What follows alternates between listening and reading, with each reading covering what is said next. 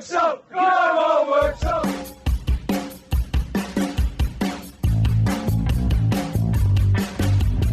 Yeah, it was a great feeling walking out the balcony and seeing all the fans just looking up at us and then lifted trophy. Like I say, I think I was alright to be fair, but as soon as everyone started bouncing on it, got a bit nervous.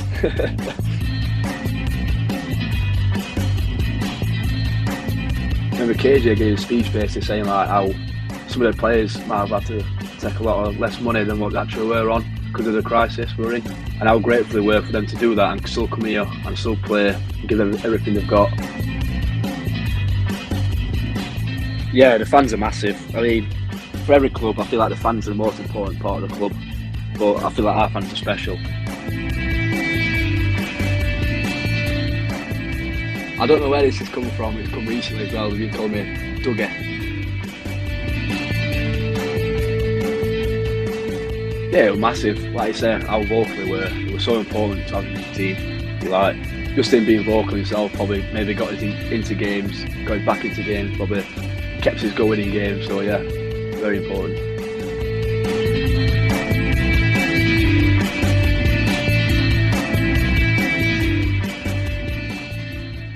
Something tells me I'm into something. Something tells me I'm into something. Woke up this morning feeling fine. Hello and welcome back to another episode of Tiger Talk, the official podcast of Worksop Town Football Club. Today's episode is slightly different. There is no Michael Hothersall, no Luke Atherton, but we do have the latter's namesake, Deegan Atherton, on the podcast today. Deegs, thanks for joining us today. How are you? Yeah, thanks for having me. I'm good, thank you. How are you? I'm not too bad. It's great to have you on. You are actually our first player-specific episode. We've had the likes of John Hood and Aaron on, and Luke, new signing Luke Hall, who have done little cameos in podcasts, but this is solely just Deegan Atherton, so it must rank high on your achievements board. Yeah, I'll probably be up there. The reason why you're on here is you're not only a fan's favourite, but you're also about to hit a century of appearances for the Tigers. 100 appearances, Deegan. How does it feel to be hitting such a milestone? Yeah, 100 appearances. It's a great feeling, to be honest. Being able to play that many games for Worksop. That's such a good club it is, especially the direction it's going now. But yeah, the 4 years I've been here, it's been great. Hopefully, still got many more to come. Obviously, we are cheating a little bit. We're doing this on 99 appearances due to other circumstances, and we also want to get it out as soon as possible. But going into number 100, will it be any different, or will it just be focusing on the job at hand, hopefully at Bridlington tomorrow? Well, hopefully I will get a game and I will make the 100th appearance, but if I do play, no, it'll just be solely focused on the game, doing the job. You know, just like any other game, you will got a job to do, got to make sure I do it, make sure the team wins, and then hopefully we'll be celebrating it afterwards. Yeah, definitely get a few beers down you. We need it. We'll have a quick celebration. Let's start right at the start. Obviously, we're going to talk about your Worksop career. We've got some fan questions. We've also got a 1 to 11 of players made up at your whole time at Worksop Town. Let's start right at the very beginning at Rotherham United. Obviously, you were in the academy there. What was the process of you joining the Millers? Well, luckily, one of my teammates, Sunday League team, Young Owls, was getting scouted by Rotherham. So when the scout came to watch him, they took him to the academy and also asked me to go. And luckily, I did well there and got invited to join. So pretty lucky, really. And whilst there, what was it like? What was like the day-to-day processes and obviously playing for Rotherham? Well, through the academy, we trained 3 times a week and then played on a weekend. So that was pretty average, really, like we would as a team. But then during the scholarship, we trained every day of the week and played Saturday with Sunday off. But Tuesdays and Thursdays were double sessions as well. So that were a lot of hard work. You got to make sure you prepare yourself right, make sure you're doing everything right at home to make sure you're all right for next day. But really enjoyable, to be honest. Basically living the dream, like playing football every day. And what was it like? Obviously, the training's different. Was it an upstep in terms of quality and also how you had to conduct yourself as well? Yeah, of course. It was a bit more. Training was more like you've got to go out there and enjoy yourself. You always do that anyway, playing football. But training was more like to improve. You've got specific things to improve on. You've got to do this. You've got to do that. More professional, making sure you do everything right, rather than just going out there just to have fun. Obviously, during your time, you played with a couple of players that went on to do the first team, Ben Wiles and Josh Coyote. What was that like playing with them and also some of the other lads in there?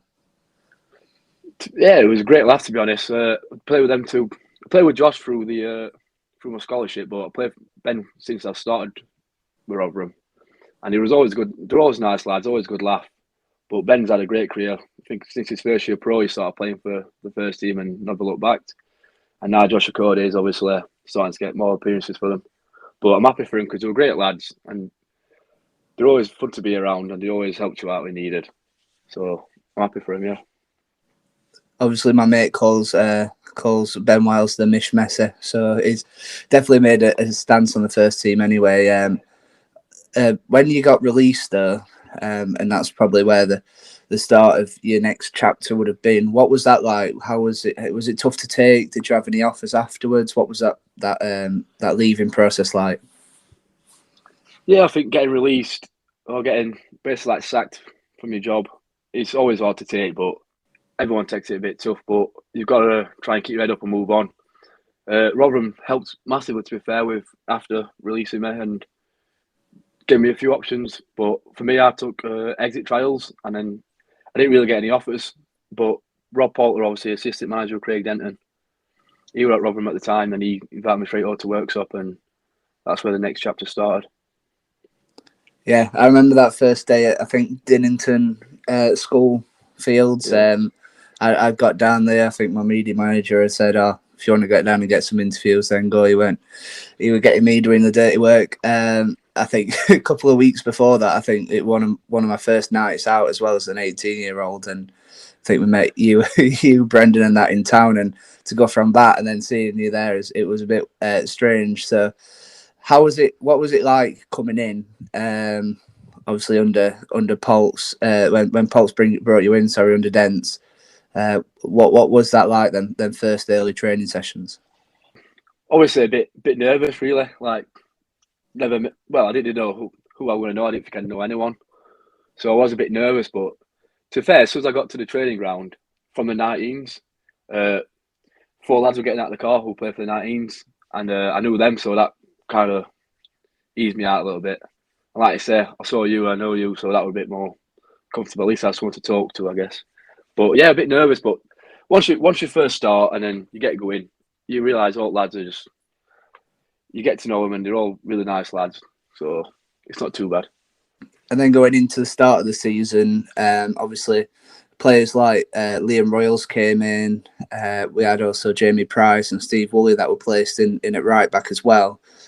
After making a couple of appearances at the start, how difficult was that period where you wasn't playing and you just had to sort of bide your time until you got that chance? Well, yeah, like you say, I thought I did well through pre-season, but when it came to the actual league, I'm guessing he went for somebody more, rightly so, like more people he can trust who's been there before. Obviously, I've never played at non-league before, so I expect it, to be honest, but I just thought I'd be patient, get my chance. So when I get my chance, I can try and show them what I can do and try and keep my spot. And luckily, I think it took to around December, didn't it? I think it was around December.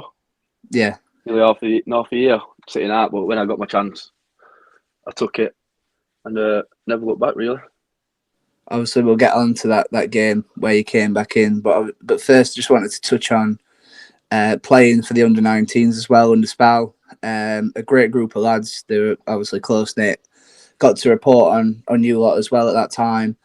Winning the League Cup. What was that like playing in the under-19s? Sort of keeping yourself fresh for when that chance came. Well, yeah, it was fantastic to feel playing with them. Like I said just a second ago, quite a few of them I already knew anyway, and then all the rest of the lads were also great lads as well. So that were good to get to know them. Spal were really good. He was a really nice man, and it was a great coach as well. But like I say, going through to the Cup League final and winning it, it's a memory you'll never forget. We're a great bunch of lads. And I suppose you, Shoei, Alfie all can rightfully say that you were your treble winners that season. Even though when the double winning seasons are mentioned, it takes that little bit of extra pride. I think actually it was in November that you came back in towards. I think it was the end. You came in against Penistone Church. It was such a tight game from what I remember. What was it like to come back into the side? And can you remember what was said to you on that day when coming back in? Well, I couldn't remember what month it was, but I remember it being Penistone. But to be fair, I can't really remember much. I think it was pretty much just like told us game plan, what we all need to do as a team, and he told me my role, what I needed to do in that team, and just really told me to enjoy myself, relax, like just do what you do, and it should be all right. And then hopefully it were. But I remember that game because I think afterwards it was a bit of a scrap, like heated moment, weren't they, after the game, and that were a first good game to get back into non-league. Yeah, definitely eventful, and obviously you've got a handful of games in men's football, but going from an academy setting to that, it really chucked you in at the deep end. Just overall though, what a game it was. Obviously, Penistone probably felt wronged by just because of how much possession they had, chances. Obviously, then Macca came on, won the penalty, and Sykes scored it. Just what a game it was to sort of spur us back into that season. Yeah, massive game, really, wasn't it? And but that's what non-league's like. You've got to sit there, hold tight, take your chances, and then fight, work hard. That game was like perfect game for non-league. And it was the perfect game for you as well, I suppose. You went on to then start every single game bar one for the rest of the season. I've managed to be able to count this time, and 26 consecutive games for yourself before picking up that injury against Garforth when Jonesy came in for the Eccleshill game, whilst we rested you for the semi-final and the final of the League Cup. How important was it to actually take that chance after so long without playing? Oh, it's very important because who knows where I would have been if I didn't. If you know what I mean, I might not still be here now if I didn't try and take that chance. But that's just what football's about. Everyone will get a chance at some point. You just got to make sure you take it. Make sure you stay ready. Obviously, 21 of those 27 games ending the season was the 22 straight winning run. What was it like playing during that run, and what confidence did that bring? To be fair, it was something like never experienced before. It was we just went into the change room before every game, just feeling like we were just going to win. Like it was a weird atmosphere. Like we just feel like we're just going to win every game and do nothing to fear. And we just had fun, and that achievement is just unbelievable. And I was just very glad I could be a part of that team. Let's pick a couple of games out of that run. I think we probably have to start with. I think it was game 10. It probably put us top of the league. It did put us top of the league for the first time, but Bottisford away. What a game that was. Yeah, if I remember rightly, I think Stephen Banks scored last minute winner. That was a very tight game. But again, just typical non-league game. Got to try and fight, win your battles, and I feel like that team was really good. We were really good at that, and never say no until final whistle. I think the fans did really well to get behind us, got us going, kept us in it, and then obviously Banks went and scored the winner. Obviously, we were 2-0 down, and I think it was probably the first time in that in the preceding 9 games that we'd gone behind first, and we were 2-0 down at half time. Do you remember that sort of feeling at half time? I know from our side it was, it felt a little bit of a sinking feeling, like, oh, here we go again, chance to go top of the league, and we've a Worksop Town side bottled it. But that second half performance was absolutely electric. To be fair, what I can remember, we were calm in change room, and we just feel like while we're playing like we are, just stick to our game and we'll be fine. Like we've got this, and then obviously managed to keep our bearings a bit, talk a bit of tactics, and then went out and actually played our game instead of playing to their strengths. And then luckily we came out on top. The next game we've got, obviously we went away to Hemsworth the game after, won that one. Penistone at home, with a record crowd for the NCL of 1,628. I know Kallen currently are trying to rival that with some of their attendances recently, but obviously ours was the record breaking one, and it was done by some mile as well. What was it like? Obviously, at Sandy Lane, we know sometimes it can be, dropped to maybe 200 if it's Sheffield Senior Cup game. We had an average of probably about 300 to 500 at the time, but to go from that to 1,600, just what did that feel like? It was amazing feeling, to be honest. The atmosphere was fantastic, especially to play on. At first, when all the fans were around coming out, you feel a bit nervous, but once the game gets going, you're all right, and then you can use that strength for the atmosphere and sound to try and keep you going in game. And it was an unbelievable experience, to be fair. What was the actual game like? Obviously, because we probably remember it fondly now, but at the time, especially when they made it 2-1 in the second half, it got a little bit nervy. But it was such a big win, wasn't it? Yeah, massive win, and like I say, I think that's what it was. I think it was just a bit nervous, because it was such a big game. We had to win it, and I feel like we just maybe got a bit nervous, but end of the day, we got the job done, and that's all that matters. And then that coincided with a couple more wins. Well, I'm saying a couple more wins. Obviously, they were all wins at that point. When we went to Albion away, that was the game that sealed it. Can you remember any sort of feelings before that match, knowing that just I think it might have even just been a point that we needed, but to get them 3 points to confirm as champions, just what was it like pre-match?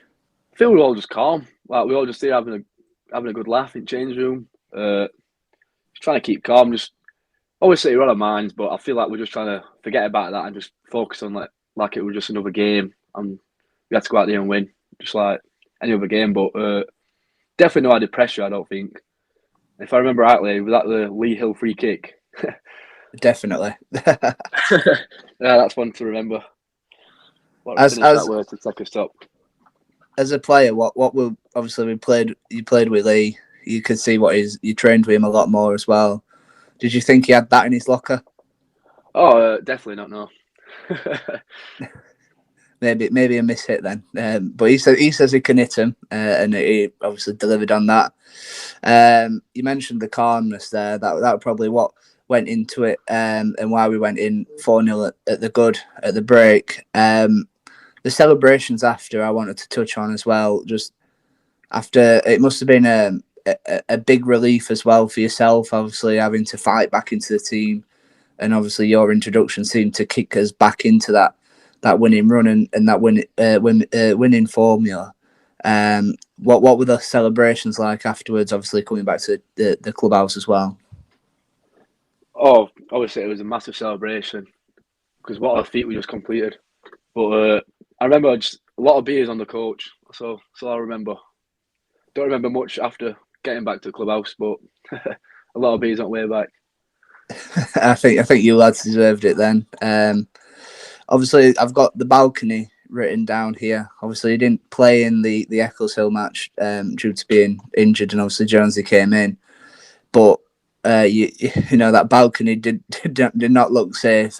What can you remember about lifting the title at the end, and obviously the celebrations after that one as well?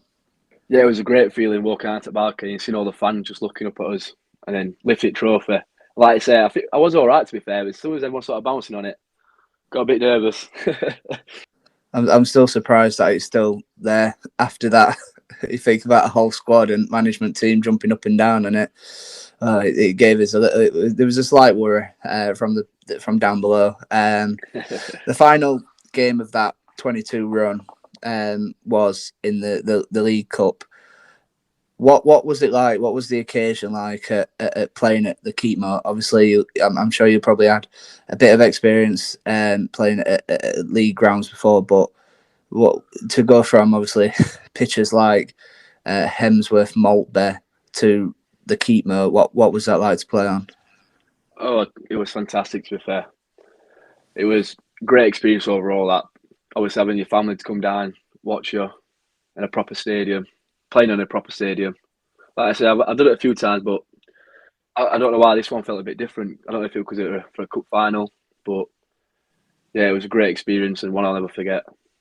Obviously, it were against Liversedge, who are now completely different in terms of outfit and just how dominant they've been this year in our league. But what can you remember anything from the game? Obviously, Wolves' free kicks were fantastic to view from stands. Well, yeah, like I say, Wolves' free kicks, you can't forget them. But I remember Liverpool striker Joe, I believe he's called Joe. He's obviously still there, great handful. But I feel like Vanks did really well against him. And then I just remember playing with Macca outright, a few links and that. But like you said, Wolves' free kicks highlight game. Things you'll never forget. It was just on my mind there about I think there's a picture of Macca's that we used when we were talking about him hitting 25 goals and 75 appearances in the programme, where I think you do you're on the overlap with him to be able to still share a pitch with Macca, with considering everything that's going on. Obviously, Macca's been away in that. Does it make playing with Steve, obviously your car school as well now, does it make it more special when you're winning with people that you've pretty much been around with your formative years? I feel like that's why we're good mates, like as good as we are, because we've got that experience behind us, and being there, we've done it before. We've won things, and like you say, once you're in a winning team, where you win a league and a cup, like you just bonded. You're bonded, aren't you? Like that makes you bonded. So yeah, I feel like that does help out. But Mac is just such a great lad. He's always there helping me out, making sure I'm all right. And yeah, we shared many memories on right together. And hopefully they continue if we can push for the playoffs this year. If you just to tie up that season, if you could sum it up in one word, which word would you choose? It's a tough one. There's many you can use. Unbelievable. I feel like because we had unbelievable support from crowd, all the fans. Like you said, record breaking. We've got unbelievable record breaking run on so many wins. We've won title and cup, so I feel like it's just unbelievable. Right then, we'll move into the 1920 season. Getting promoted into the NPL. Could you tell at the time a difference between the two leagues? It felt like the games were harder, but it's very similar at the same time. I feel like play style and how the games are going were very similar, but I feel like teams were more closer together. Like, do we know, maybe the league before, you could go to a game thinking you should win, whereas in this league, it's like there's no easy games, no easy 3 points. And obviously, you had to fight again for your place with Ben Rhodes coming in. What was it like at the time? Obviously, going from being such, playing every week, winning every week, we went from that to sort of you having to bide your time again, only for a short period this time, but having to fight back in, and also endure a couple of defeats in that run as well. What was that like?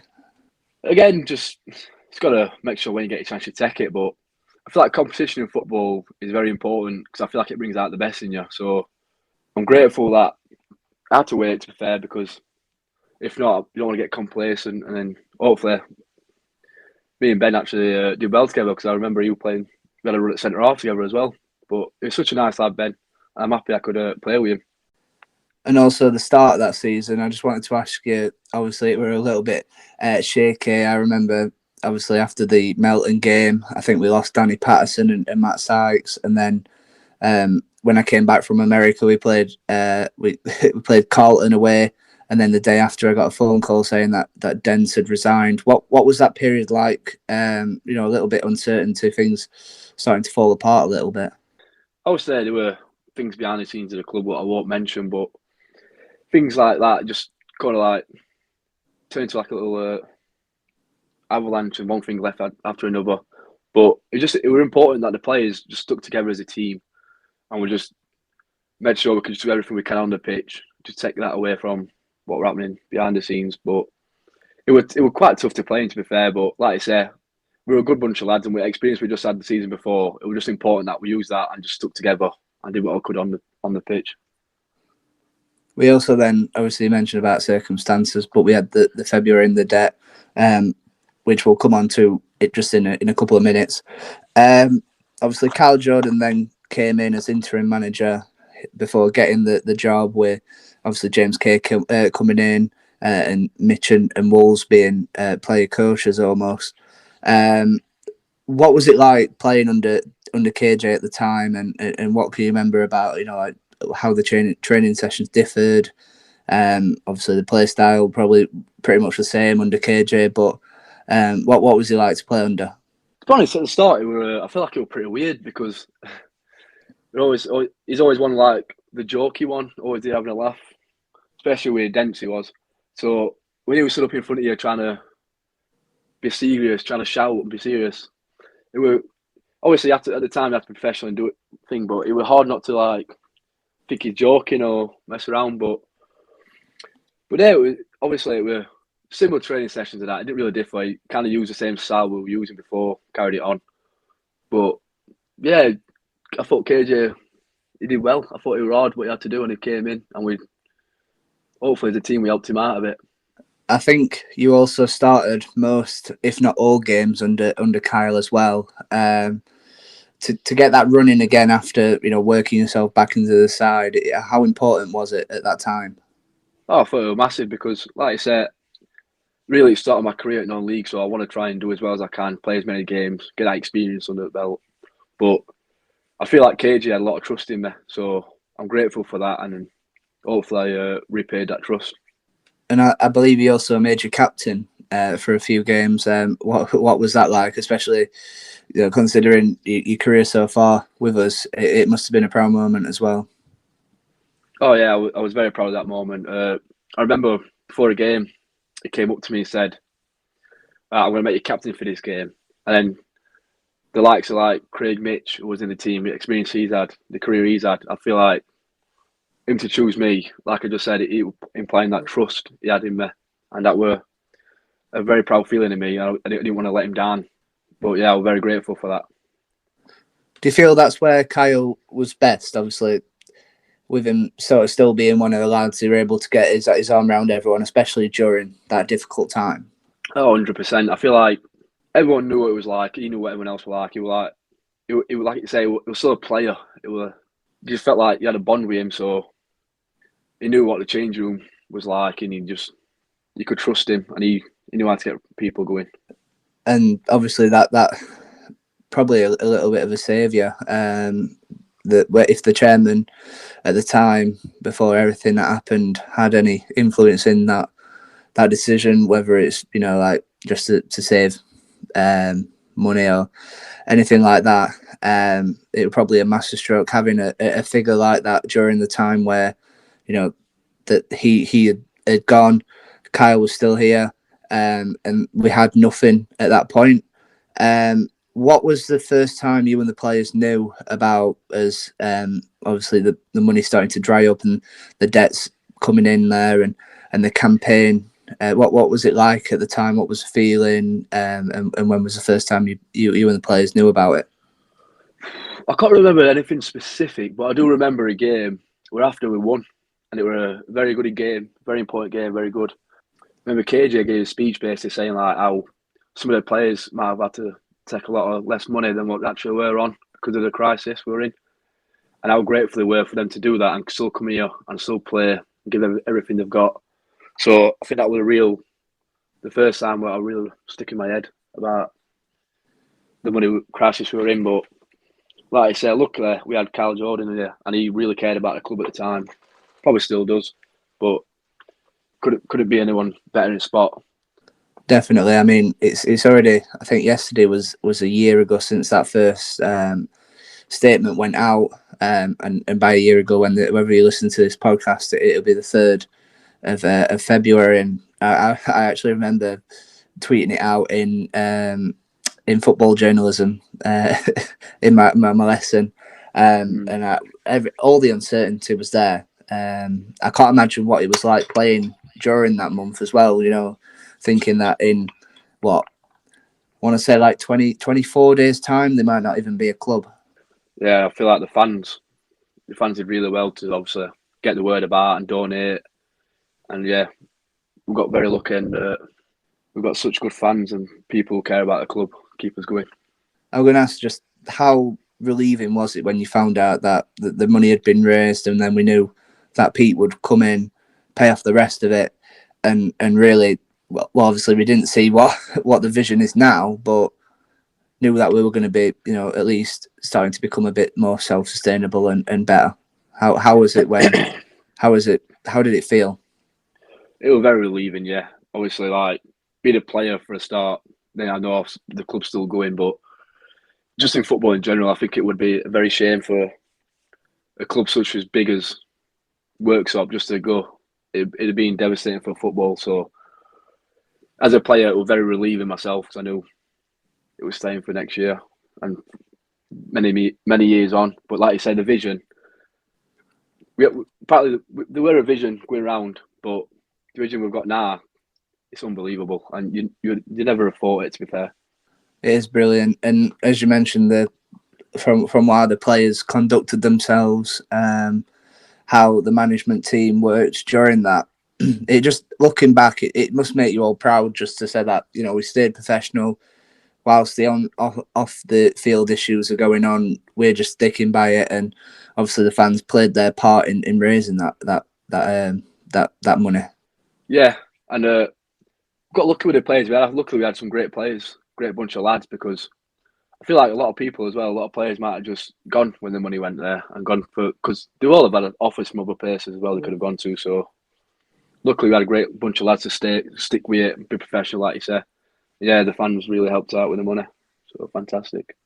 And obviously we did it in the nick of time, because obviously at the end of February we went into March. We only had around about 23 days before our freedom seemed to have been taken from us. Can you remember the sort of days after? Obviously the I think it was Chase Town was the last one with Sen scoring, and then a couple of days later the season had been completely wrote off, and we were going into a pandemic. What were from a playing side? What were those days like? It was weird. Something I've never experienced before, but it was frustrating. To be fair, I feel like we'll just want to play games when you're playing football. You just want to get the games on, and the season finished early. We're like a real bummer, really. Like nothing you could do about it or anything, and we just had to sit and wait. Couldn't really go training or anything either. So that was really annoying. But like I said, Seno getting into teams, scoring goal, and what a career he's gone to have for us, and hopefully continues it. And that's where it's again another new era, but probably the start of a great one as well. 2021 was obviously we were waiting ages. We were biding this time, waiting for when we could get the green light to go ahead. KJ obviously left. Craig Parry came in. How pleased were you to be able to stay on with the club? Can you remember that first phone call or meeting with Paz? Yeah, I got asked to go up to the ground and have a meeting. Obviously, I wanted to stay at Worksop, so I was very happy about that and went. And the conversation we had with Paz, like the words he was saying, like the future of the club and where we're going to go, were very exciting. Obviously, I was very pleased to find out that he wanted to keep me on board, keep me for the following season. So, yeah, I was very happy with that.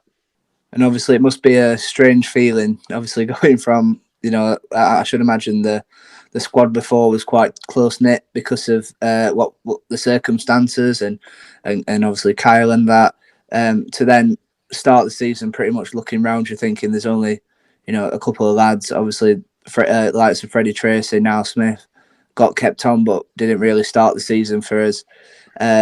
What was it like? With just a handful of lads there still.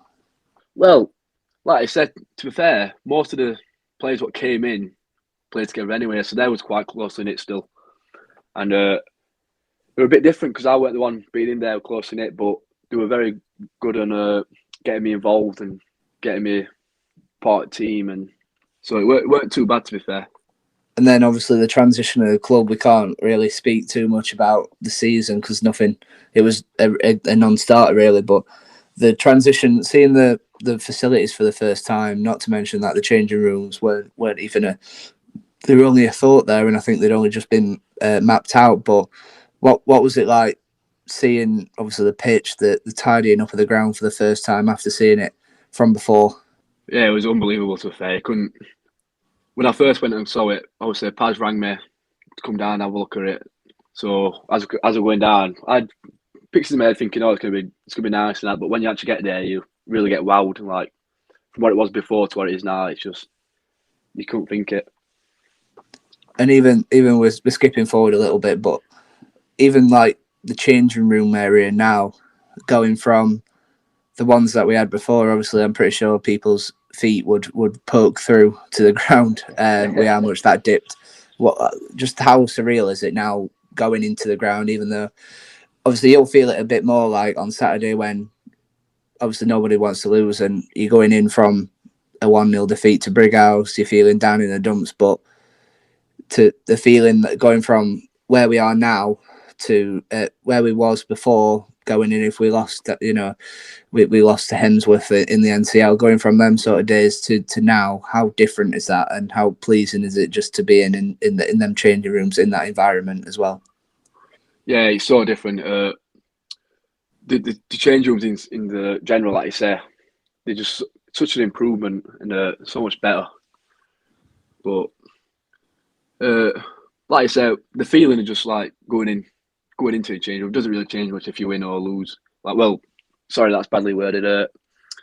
So, like, say you lose at Hemsworth and say I lost to Brighouse, that feeling's still the same. But the change rooms itself, like going inside, have you seen the way they set out? You've got their own places. It's so much more professional, so much better. And I suppose it's a big attraction because now we've got, like players like Liam Hardy and Ira coming in, starting to see that proper progression there, and it's great to have you still in as well.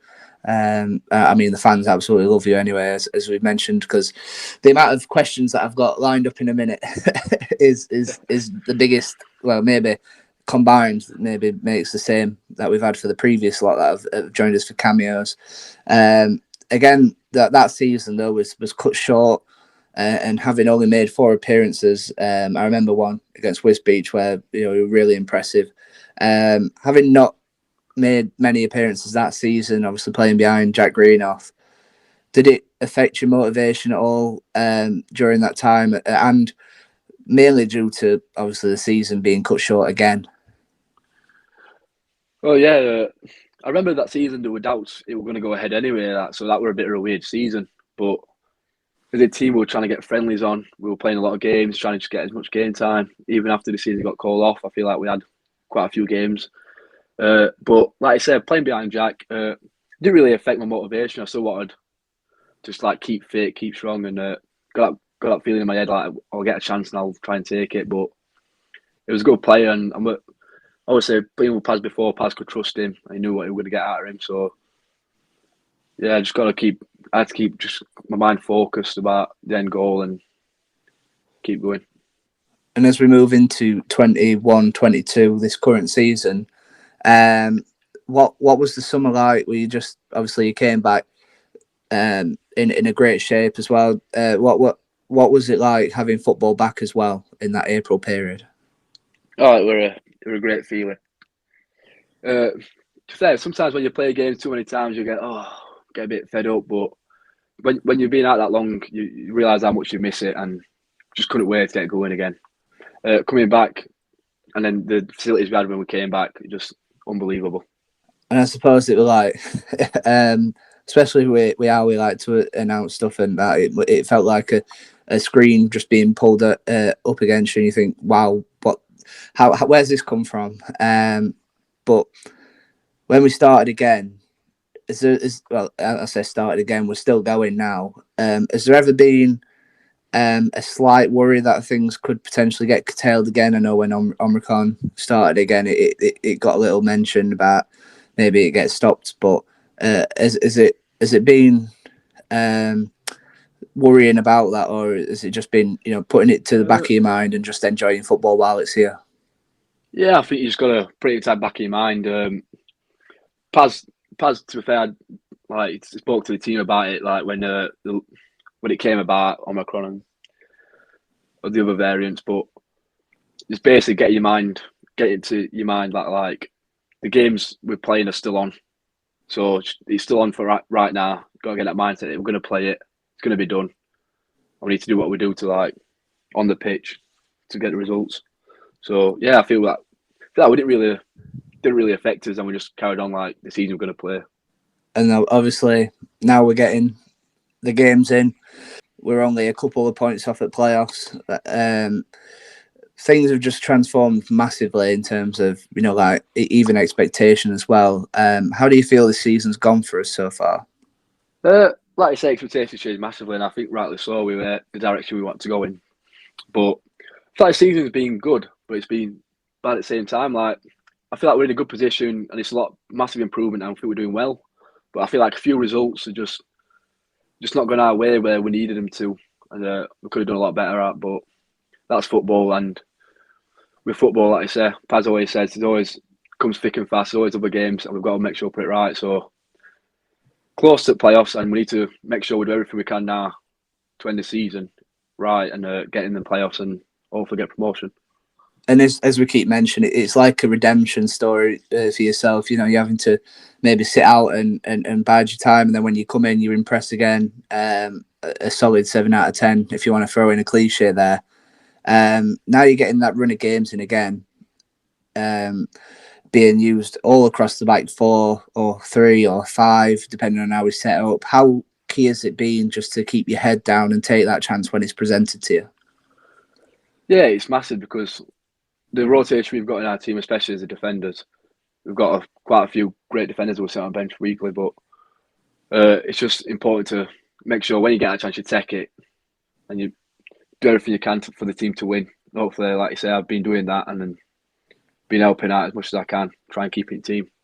And obviously, when you're fighting for your place, whether that's against Liam Royals, Ben Rhodes, Jack Greenough, Liam Bateman, and obviously Jake Picton, who's now gone into a marauding fullback.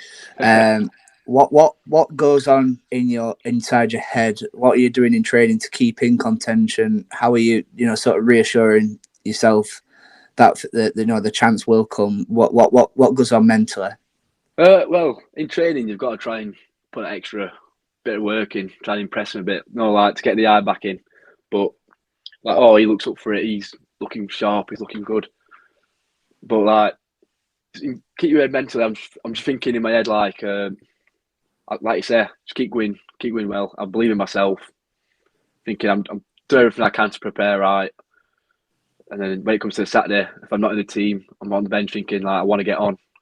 I want to come on and make an impact. And then when I do come on, like I say, I'm in my head. I'm thinking make an impact, make sure I do right, try and impress. Hopefully get a start next time. But you get a lot of chances here, a lot of rotation. You get Paz and Jeffsy always telling me like, make sure you keep ready, You'll get your chance, and then they give you the chance, so you got to make sure you take it. And hopefully, I have done these past couple of weeks. And I suppose it helps having the likes of KJ and Paz, two managers who have do get their arms round players and motivation wise are really good at doing that. Yeah, it's a massive benefit for everyone, really. Especially like me, for example, a bit young, maybe a bit emotional, but I'm not really an emotional kind of player. But I know young players can be, and for them to be there and just help you out, like try and keep their heads up, keep going, it's just massive. To be fair, yeah. And we've sort of got a youthful squad anyway, as well as experience mixed in it. It's a good balance. How have you found playing with these set of lads this year? Yeah, it's been fantastic, to be fair. Like I said, most importantly, it's a great bunch of lads and it's very fun to be around. You enjoy it. And great footballers, like I say, as well.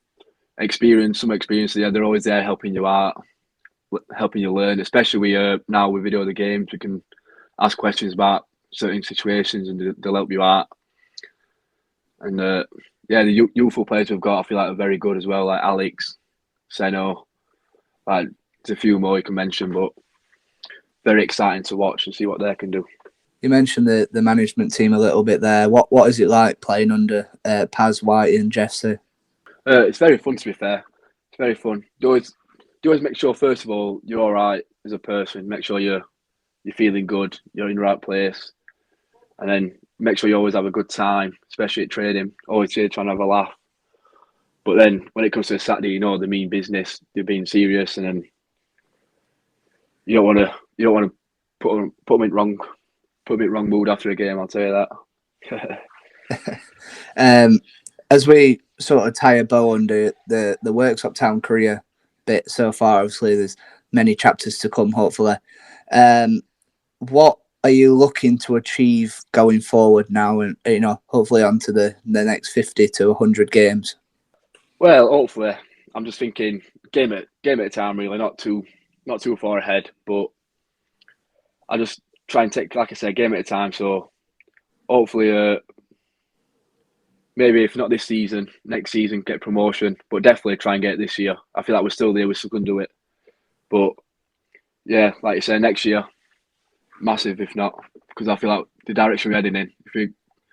Depending on if we don't get it this year, which again I think like we should and we will, but next year we can really push on and get another good shot. Right, let's get into a couple of fan questions now. Just before we do, actually, you've obviously resonated with these supporters for over the 4 seasons you've been here. Experienced great moments with them. Obviously, in the clubhouse afterwards, or celebrating promotions and cup wins. How good are the fans, and how special are they to you as well? Obviously, they're really fond of you. Yeah, the fans are massive. I mean, for every club, I feel like the fans are the most important part of the club. But I feel like our fans are special. You saw on the weekend against Brighouse, we lost 1-0. They're there at end clapping, still singing songs. It's just massive, and it's so important that us as players can try and give back to them. And for me personally, they've been really good for me. They've been, like I said, trying in the bar afterwards, in the clubhouse, always here telling me things, trying to encourage me, helping me out, and it's fantastic to know that they're there to try and help you out, not just support the club. They're really nice personally. So yeah, massive. And I suppose non-league is the best way to interact with supporters, where like football league clubs, they seem so distant away from supporters nowadays. So let's get into these fan questions. A couple of nice light-hearted ones as well in there to take the edge of the seriousness that we've gone through your footballing CV. Let's start with Richard Nelson. He's asked, we get a last-minute penalty to win a big football match. Which player, past or present, that you have played with at Worksop would you pick to take that penalty? Ooh, it's a good question. I know a couple in our team right now that be wanting to take it. I know Macca would be the first person to try and take one. I know Vaughan would be the same. I feel like Woolley. I feel like I could just trust him. Set piece. He'd never shy away. And like I say, he's done it before in cup final with 2 free kicks, so penalty should be easy for him. I weren't sure whether you were going to mention maybe Matt Sykes after that last minute penalty against Penistone. Yeah, but Matt Sykes, he's obviously got him as well. What a season here! I think he scored a few penalties that season as well. Definitely.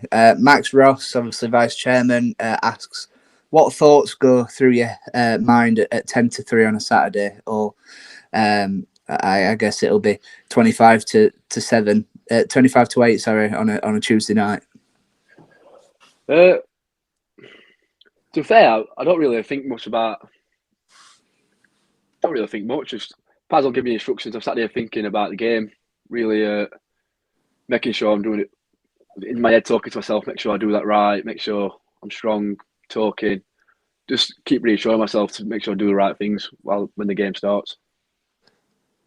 Keith Bennett and Mick West have both asked similar questions, so I've just split the two. So firstly, what do you think is your best position? Which do you think that is my position? And maybe a little bit differently. Secondly, which is your favourite to play in? It's definitely between right back and centre half, but to be fair, I know people probably think I've got a favourite, but I really couldn't mind which one that would be, right back or centre half. As long as I'm in there getting a game, I don't mind. But I don't mind doing a job at left back, but I'd stay away from me if I can. The actual next question sort of expands on that. Rob Vickers has asked, do you see yourself as more of a fullback or a centre half long term? Again, like I'm not really sure, but I guess it depends on the manager's visions, because, like I say, some managers don't like small centre halves, which I'd be, and some don't mind it. So it just depends. But obviously, I grew up through young playing centre half, and then towards my end of my Rotherham career, I turned to a right back. So I'd probably say, I wonder what the split is in terms of what games you played at right back, at centre half. Because I think the majority of that double winning season you were right back. So one of the players during that run has asked, Connor Brunt has asked, who's the best player you've seen take free kicks at half time in your Worksop career? I'm sure he's got a person in mind for this. Yeah, I think he knows answer himself, and I think he's asked this question on purpose, because I'm gonna have to say Connor Brunt himself. I think they were a little bit of forced hand there. Harry Dunkley's giving you a tough proposition here. He's asked Jubilee Rangers or Worksop Town. Knew it was something like that asking. Obviously, we have to say Worksop Town. Although I do love going down, playing a bit of pool down at Jubilee, but it's got to be Worksop. Obviously, Jubilee, such a dominant team as well in the past couple of years. Luke Steerson has been a little bit cheeky and asked two questions. So first of all, growing up, which players did you idolise? Believe it or not, my favourite player was Thiago Silva. I don't know why. I didn't really watch him much, but I just really liked him. And also, who do you support? I support Sheffield Wednesday as my local team, and I like to watch Manchester United, as that's the team I grew up most watching. I'll take that. Just go on to that first question as well. My favourite player growing up was Wayne Rooney. I love watching Wayne Rooney. Obviously, we need to transfer that is goal scoring into your game now, I suppose. It's good to finally have somebody else also say Sheffield Wednesday on the podcast, because I think Aaron and who else have I asked? I know there's a few Blades in our team. Yeah, at Macca, them two said Sheffield United, and I thought, Liam's on that side as well. I'm gonna have to take a little bit of dislike to him unless he keeps scoring. So we've finally got an owl on. Sarah Turner has asked a little bit similar to the previous question, but in terms of like your position, who do you aspire to be like? It's a good question. As a professional, I'd probably say someone like Thiago Silva, really. Like I say, he was my favourite defender growing up. So I want to be like watching him. But the way he plays, like, he's so calm on the ball. He knows where to be. He, like I say, he's calm, but he plays out. He knows where to be. He don't really make any mistakes. And he, like I just said, just recently, adds a few goals into his game as well, which I could probably do with doing. I suppose you're a bit like Aspilicueta as well, aren't you? Someone that can operate in both a full back or a wing back or a centre back role. So I'm going to put that one forward. Wazabird has asked who's got a better left foot, Jesse or White? Oh, just gonna split a few. Stitch me up with that question, I'll tell you that. I'll have to say Jeffsy. He's assistant manager. I'll have to say Jeffsy. Keep him on good side. I suppose the predicament there is you either annoy the assistant manager or you're going to be made to do more running by White. Yeah, I'll definitely do more running now. Speaking of training, Kevin Valbergs has asked, out of 100, how hard are the training sessions? Obviously, they can vary. It depends on the week we've had and the situation we're in at the time. But say pre-season, they're really hard. They're up there.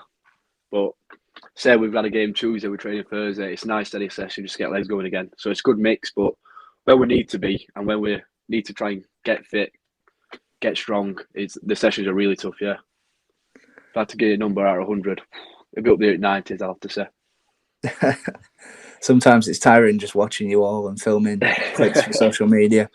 It's not as hard as Sheffield Sixers training when we're running past Brendan, though, obviously. Gemma has asked, how many years do you feel like it's taken yourself to get this far in your career? Obviously, the last 4 years with Worksop, I'd probably say the 2 years before at Rotherham, the last 2 years there. So I'd probably say 6 years have been the most important in my year. But overall, I've been playing since I could. So I'd probably say about 10 years, I'd say, where are really been important to me. Brian Buttons asked, and I'm just going to differ it slightly because I'm sure the PR guys at the top don't want me to ask this properly. But he asked, have you had any offers from clubs to play at a higher level? Just to spin on that as well. Obviously, during those times that you're out of the side, was there a temptation to maybe go on and see and try and find football elsewhere? Well, I like any offers from any teams above us, but I will say, like, at a time where we weren't getting many games, we weren't getting such a run, I had a couple of messages just to ask what I'm doing, but there was never any doubt in my mind that I want to stick it out, works up and win my spot back. That's a great attitude. Just to bring this down now, Ollie C has asked, and we said that we're going to get onto this with the Thiago Silva answer, but Ollie C has asked, why don't you shoot very often? Because normally it never goes near the net. Obviously, you got a goal in pre-season against Garforth. That must have been a great feeling. Yeah, it was. It were a great feeling, but it's not really me to score goals, so I don't really mind, to be honest. It's just I want to make the right play. So sometimes it comes to the edge of the box, I might be able to have a shot, but I feel like maybe getting it wide and having a cross might be the better option.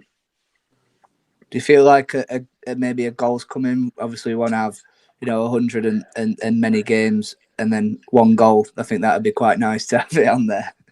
Yeah. Hopefully that'd be really good. But I don't know. It's just different games. You get in different situations. Like some games I might be able to go forward more, but just have to see. Hopefully. Right, now we go on to a couple of questions away from football before ending on another football one. So Mark Pettinger has asked, who is the best dressed player at the club? I'd like to say Bateman's got a bit. He always looks sharp when he comes out. Definitely one for the fashion. Obviously, you've had a couple of nights out with the boys as well. Who's the worst dancer and stuff like that, worst mover? We've asked it a couple from the changing room feature at the start, but who do you feel like it's on there? Because I know one person's got a lot of mentions for this. Yeah, I'll have to say stick with one I said with Jeff. Yeah, likes to dance a bit in change room to shake moves up a bit, but it's not very good. I suppose you can say that now, seeing as you said that he's got a better left foot, just to equal it out. Jack Broadhead, I'm going to say B-Tech for this because I'm sure he wants a jab. What's your nickname? My nickname? Oh, I don't know where this has come from. It's come recently as well. They've been calling me Dougie. Do you know why? Or I believe someone were shouting me, and instead of saying Deegan, they were saying Dougie. So I think that's where that came from. That's brilliant. There's some nicknames in there, like obviously B-Tech and Dobbsy. That's in there. It just seems like there's a good group of lads, and when you can have these moments, it sort of brings you all together, doesn't it? Yeah, that's it. It makes a better environment. It's more fun, and like you say, just here for enjoyment. R.who.07 has asked, what is your job? Telecommunications, but I put the fibre in the ground. Go around putting fibre in the ground. So you're getting us all Wi-Fi then? Which is slightly ironic with the amount of times that we've had to stop and start this call. I know, yeah. Carol, well, this is pretty much a nice summary to the questions before we get into the 1 to 11. Carol Harrison, Kian Martin, and Bill Raff have all asked sort of the same one, so I'll just sum it up in one question. What's been your ultimate favourite memory or moment playing for the Tigers so far? I've got to say, winning the cup final at Keepmoat, I feel like that was just a very good moment. Obviously, winning the cup final itself, and then being able to play on the stadium in front of my family, my friends, I think that's just tips it off. Brilliant. We'll get into the 1 to 11 now. Then this is a chance now. You can have your little tinker. You can pick on. We've had many good players, past and present. So across your whole Tigers 4 years here, let's start with a formation. Which formation would you have to pick? Obviously, you played in a variety of different setups. I think I'll have to go 4-3-3. I feel like, and I like to say as well, I think a lot of good players will be missing out on this, but it can only be 11. Right. Let's start in goal then. Who are you passing the gloves to? I pass it to Seb. I feel like he just fantastic shot stopper, can kick it as far as anyone. I trust him behind me. Is this also partly fear because he is a very scary man when he's angry? He can be, but he's a big softy, Seb. He's always joking around. Right then, it is the interesting one. Right back and the defence. Are you putting yourself in there, or are you going? You're going to be the manager of this. Yeah, I'm not the one to put myself in this kind of team, so I'm gonna have to choose somewhere else. And I feel like Bateman's really good, but he's been unlucky with injuries this year and not really seen him many times. So I feel like I'll have to go with Rhodesy. Great player, good laugh, and I'll pick Rhodesy. Obviously now doing it at Belper as well. Centre half. Are you going to go for obviously two positions? Are you going to go for a sort of a partnership, or are you going to pick two different centre halves that have not played with each other necessarily? I feel like I've got to go to Vanks. I feel like Steve were just a big force. He wins everything and gets his body in. There's one person as a striker you probably wouldn't want to go against. And I might have to go with partnership because I feel like Matt Ray next to him, I feel like that worked perfect, especially on that season where we won League and Cup. Them two, both won every headers, both nightmare to play against, physical. I can imagine. Obviously, the other night, Glyn and I, we went to watch Kallen at Retford, with it being so close to home. And Vanks was still Vanks, 100%. Hasn't changed at all. Having him in there as well, you'll be joining him in the 100 club for the Tigers. He's just a brilliant guy to have in the changing room as well, isn't it?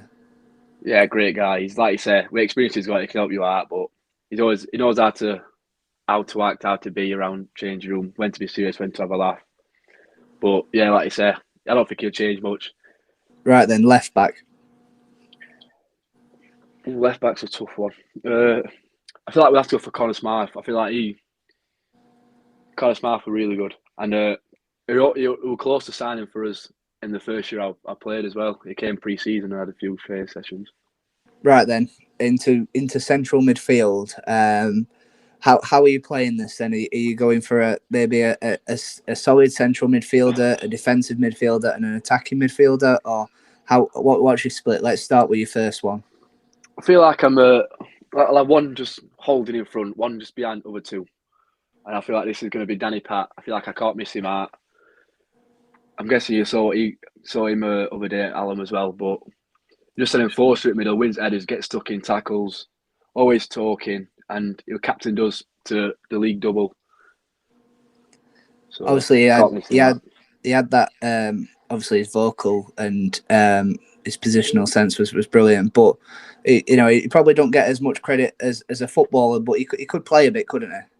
Oh yeah, definitely. To be fair, he played the game more than not. He's in behind channels, but he could, in training especially, you saw what he could get down and play one touch, two touch. He was a great footballer as well. And just how important was he to that side as well in that winning season and when he came back?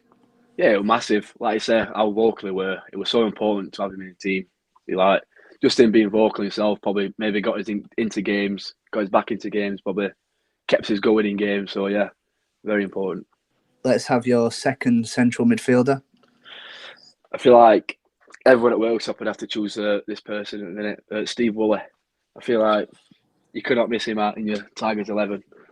The way he played was just brilliant. He was so calm on the ball, like corners, set pieces, free kicks. He was always on point, and like you said, great footballer. And even obviously he's been around for ages, and when he was playing for us, he were in his 30s, but he was skipping around like he were a 21-year-old. He was just that good, wasn't he? Yeah, he just sort of bought his feet. He was just so calm, and like you say, just one pace really. He's not, but he was just so good. You could never get the ball off him. Right, your final central midfielder. In fact, this is a tough one. There's a few that could go in here, but I feel like Alex Starchenko could be the one I put in here. I feel like his energy and his ability on the ball is just a must in your team. The future he's got ahead of him is going to be really, really exciting. I suppose for Alex as well, if he gets his head down the ceiling, it can potentially go into like league football, couldn't it? 100%. He's got the fitness, he's got the ability, the way he conducts himself out of football. Like obviously with the gym and that, he's really good. And I feel like he just gets his head down, does what he needs to do. I feel like it can go really high. Right then, your front three. Is this going to be 3 forwards or 2 wingers and a striker? I feel like because we'll all got in my head 2 wingers and a striker. Right then, we'll start on the right then. I feel like I've got a feeling who this might be. Yeah, I feel like this is going to be Macca. It's got to be Macca.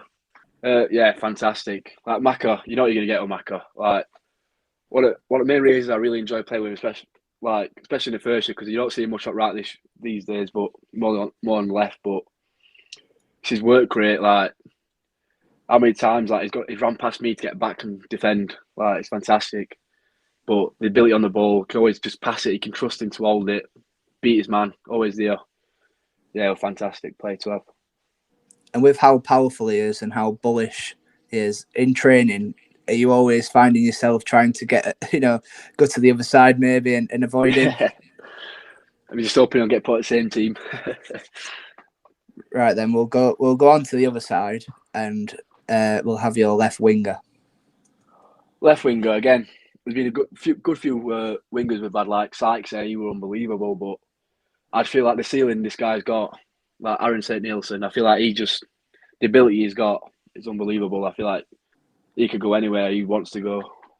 I'm sure Sykes will be on the bench with his 31 goals that he scored that season. Yeah, unbelievable season. It was tough, but I feel like the future Sedo's got, he's just unbelievable. And especially, obviously, you two have been close as well, aren't you? In sort of that, the Worksop from the season to the transition as well. Like, obviously, I don't think you'll know this as well, but growing up in Sunday League when I was playing for Young Owls, like we played together then as well. So got a bit of history behind us. Oh yeah, I should have picked up that one because Aaron did mention about playing for Young Owls. Even back then, did you see the ability in him? Obviously, he went on to play for the Wednesday Youth and Chesterfield. Yeah, he's always had that ability. He always looked sharp, always got like quick feet. But obviously now growing up, since he's grown up, obviously through academy, I'm guessing, through Wednesday and obviously Chesterfield, he's picked up a lot of game sense and he knows exactly where to be, what to do at certain situations now. So massive. To finish this 11 off, who would be your striker? Again, there's been a few good strikers. Obviously, like Vaughan, Craig Mitchell were massive part of our winning team. KJ got us goals. But I feel like Liam Harder, I feel like if you give him a chance, he just scores it. He's unbelievable. At his age now, how quick he is still. Yeah, he's up there in terms of quality of forwards that I've seen. So even since the Premier Northern Premier Division days, he's getting on a level with Tom Denton and Leon Mettam, definitely. Yeah. So that side, maybe one contender for this. If you were to put the captain's armband on somebody, who would it be? Like I said, I couldn't leave the captain out. I think it'd have to be Danny Pat. Again, just how, as a captain, just how important was he? Like we want to mention, his how vocal he's on the pitch, but he leads by example as well. Like he told you to do something, like work hard, but he's always the first one doing it, making sure everything's done, and he's the first person doing what he's saying to do. So you can always trust him. And yeah, he was very good in the change room as well. He knew how to work the change room, get round players. So it was very good. And we obviously mentioned that you were going to be, the gaffer of this. So maybe if we make you a chairman, who would, out of the managers that you've been under, who would you pick to manage the side? Obviously, Denson and Paul's there were really good. Really, Cage when he stepped in were good, but there's only one option really, and that's Paz. Right then, so this side, starting, well, if it were done at Sandy Lane and I were reading it out, it'd probably cut out as that Tannoy system always does. But we go with Seb, Rhodes, Vanks, Matt Ray, Connor Smythe, Danny Patterson, Steve Wooler, Alex Storshenko, Macca, Harder, and Aaron Sennett-Nielsen. How do you feel like that 11 would match up against today's 11? I think it'll be a tough game. Obviously, some players are in that 11 we've got right now, but I don't know. It'd be a tough game, I couldn't really say. It would be an interesting one, especially if we could get a virtual Hardy versus Hardy. That would be interesting as well. So that brings the end to you on our podcast, Deegan. Have you enjoyed it? Yeah, it's been very fun. Thanks for having me. I suppose it's nice to reminisce, and obviously hitting 100 appearances for the club, just to emphasise, just that must make you so proud. Yeah, it does. Like I said, very good for me. Very proud moment, and like we said, hopefully many more to come. And I'm sure also your mum and your nan following you around as well. They'll be absolutely full of pride at Bridlington on Saturday when hopefully you make that 100 appearance. I suppose it's a great place as well to make that as well, with them being the final team that beat us during that double winning run. You going back to a team that a side that we played against when you first came in, it sort of brings it nicely, doesn't it?